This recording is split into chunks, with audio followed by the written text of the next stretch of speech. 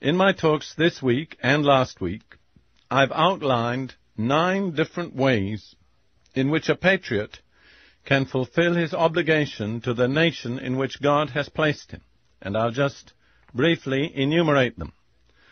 Number 1, seeing ourselves as part of a whole. Number 2, being relatable, the kind of person that others can relate to. Number 3, seeing ourselves as contributors. Number 4, communicating a positive attitude. Number 5, being appreciative. Number 6, recognizing spiritual realities. Number 7, being a grain of salt. Number 8, being an interpreter. And number 9, being an intercessor. Today I'm going to speak about one more way, a 10th way, in which we may fulfill our obligation to our nation. And this way I call being a magnet for God's forces. Being a magnet.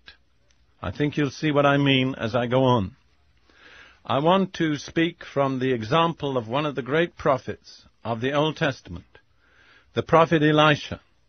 And I want to focus on a particular situation in the career of Elisha. It's described in the 2nd book of Kings, chapter 6. At that time, Syria was at war with Elisha's people, Israel. And the Syrian king would send invading forces into Israel to attack Israel. But they never succeeded in their attacks on Israel because Israel always seemed to know in advance just where they were going to attack and what they were going to do.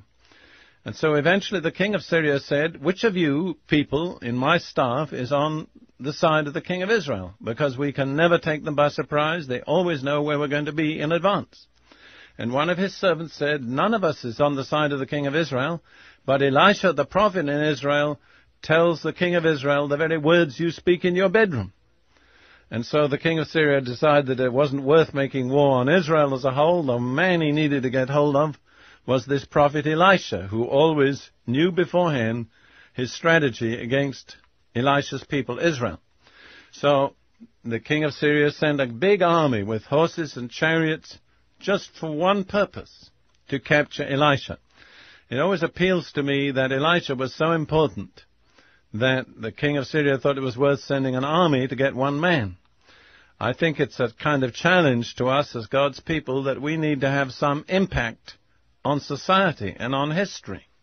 I wonder, for instance, whether there's anybody who'd find it worthwhile sending an army to capture you or capture me. And if not, I wonder if we're really doing our job. Anyhow, the king of Syria sent this army, and they heard that Elisha was in a certain city, so in the night they came up against the city and surrounded it to besiege it. And then, next morning, when Elisha's servant got up, he suddenly discovered that the whole city was surrounded, and he was terribly alarmed.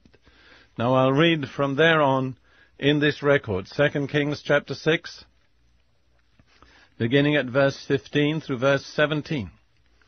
When the servant of the man of God, that's Elisha the man of God, got up and went out early the next morning, an army with horses and chariots had surrounded the city. "Oh, my Lord, what shall we do?" the servant asked. He was terrified. "Don't be afraid," the prophet answered. "Those who are with us are more than those who are with them." And Elisha prayed, "O Lord, open his eyes so he may see." Then the Lord opened the servant's eyes, and he looked and saw the hills full of horses and chariots of fire all around Elisha. You see, there was an invisible army involved in this battle. The servant of the prophet couldn't see it until the prophet prayed for his eyes to be opened. So there was the physical army, the army of Syria, the enemies of Israel, encamped around the city. But there was another invisible army on all the mountains round about. And this second invisible army, which was God's army, and remember, the Lord is the Lord of hosts. He's the Lord of armies. If you think that earth has got armies, you need to pause and consider that the Lord has heavenly armies. That's one of his great titles, the Lord of hosts, the Lord of armies.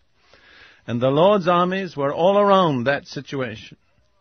But what really blesses me, the point that I want to bring out and emphasize, is that when the eyes of that servant were opened, it says he looked and saw the hills full of horses and chariots of fire all around Elisha.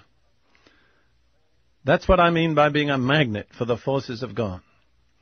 Elisha had a relationship with God such that the armies of heaven surrounded Elisha. He was a magnet for the protective forces of God for his people. They didn't surround the city. They didn't surround the governor of the city. It wasn't the secular rulers, but it was that one man of God, Elisha, who truly knew and served God, who had the mind of the Lord, who knew how to pray. And the armies of heaven were focused on Elisha. What were the two aspects of Elisha's ministry? Very simply, I'd put it this way. He represented God to the people, and he represented the people to God. He was the one who could unfold to his people the counsel of God, the mind of God, the secrets of God, the judgments of God, the requirements of God.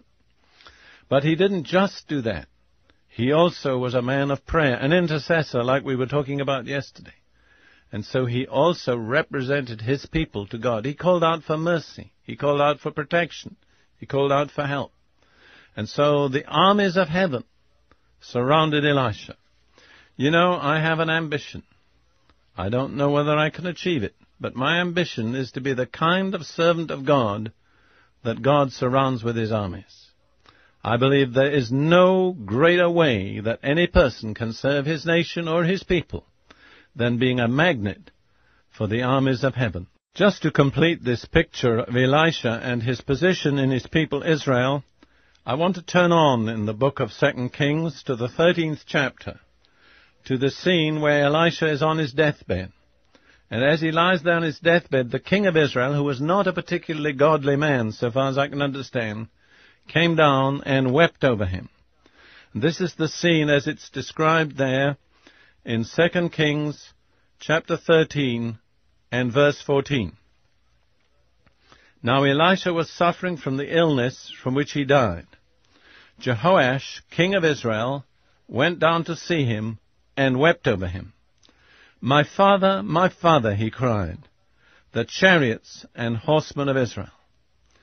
That king, as far as I can understand, was not normally a very spiritual man.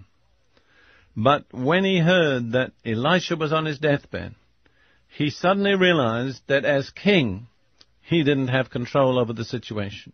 He didn't have the answers. And maybe somewhat belatedly, he realized the real significance of Elisha. God was about to take away the man around whom heaven's armies mustered. And so the king went down, and he cried, my father, my father. He realized that in a certain sense, Elisha had been the father figure in Israel, the one who represented the fatherhood of God, the authority of God, the reverence that God deserved. And then he said to him, the chariots and horsemen of Israel. What did he mean? He saw something in the spirit. He saw the same thing that the servant had seen when the city was besieged earlier. He saw that all heaven's forces centered around this man of God. And he was terribly distressed and grief-stricken because he saw that the nation was about to lose its true defense. That always stays with me. What kind of persons should you and I be as Christians in our nation? Shouldn't we have something of the same effect on the nation as Elisha? Shouldn't we be, by our lives, by our witness, by our prayers, by representing God, shouldn't we be the kind of people around whom the armies of heaven muster, and thus be the chariot and the horsemen of our people?